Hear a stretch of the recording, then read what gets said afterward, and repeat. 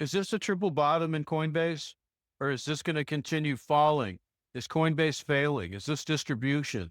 These are all questions that we're answering in this video and in our Clarity Spotlight on Robinhood last week.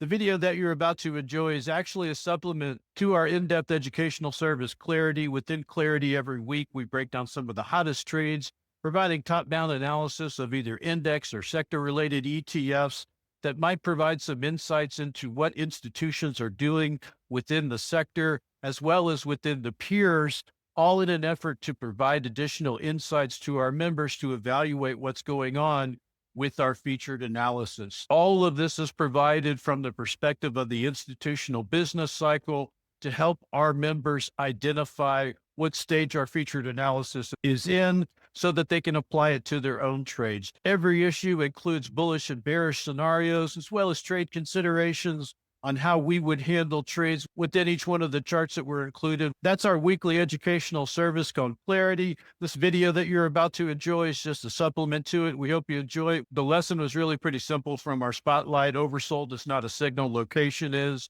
And coin was the risk appetite tell that we used, because when coin is stable, fintech and higher beta brokers have room to work.